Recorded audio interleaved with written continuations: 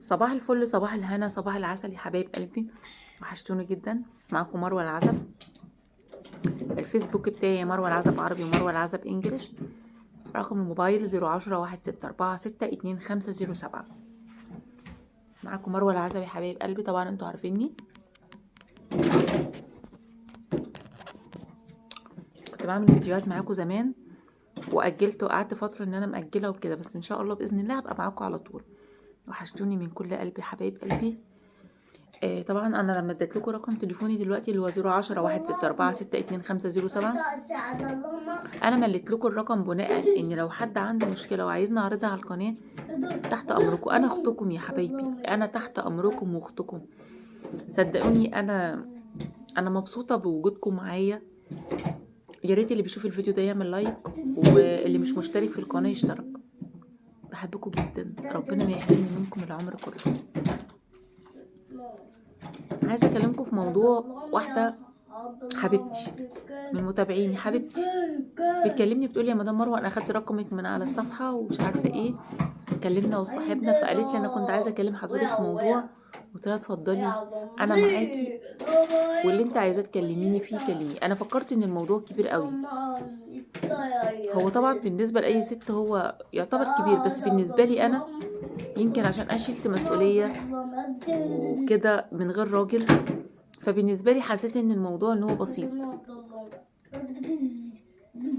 فالموضوع يخص زوجة عندها 29 سنة، جوزها عنده 35 سنة. يعني الزوجة عندها 28 سنة وجوزها عنده 35 سنة. الزوجة دي من منوفية وهو يعتبر ابن عمتها من المنصورة من عندنا. المهم يا جماعة،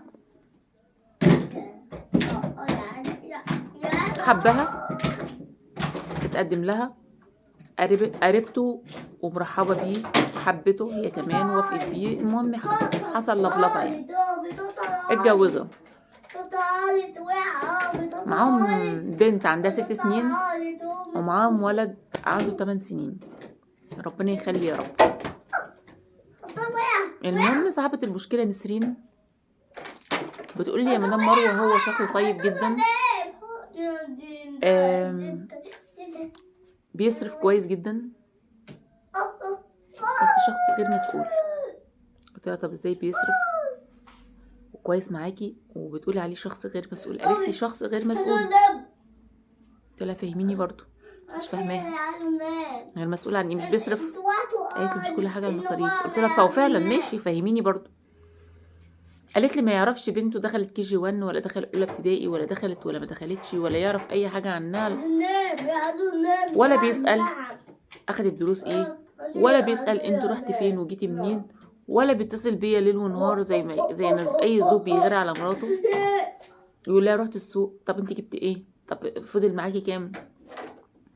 هو بالنسبه لها الراجل اللي مآمن قوي وعارف ان زوجته زوجه كويسه هو لازم يسأل، بس هي بالنسبه لها هو شخص غير مسؤول.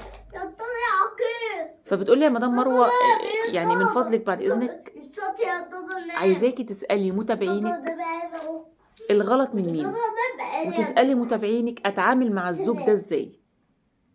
فطبعا انا قلت لها عينيا الاتنين، وهنزل الفيديو ومش هديكي اي نصيحه عشان انت مش عايزه مني نصيحه، انت عايزه من متابعيني الجمال نصيحه، وانا معاهم وهم هيردوا عليكي. حبايب قلبي مروه العزب، بعد اذنكم يا ريت ترد عليها. كومنت جميل، لايك حلو. بحبكم جدا بجد، بحبكم من قلبي. انتوا اخواتي واصحابي واهلي وكل حاجه ليا. انا بيكوا وليكوا يا حبايب قلبي، بحبكم جدا. كومنت حلو وبموت فيكم. ان شاء الله معاكم على طول ان شاء الله باذن الله يا حبايبي.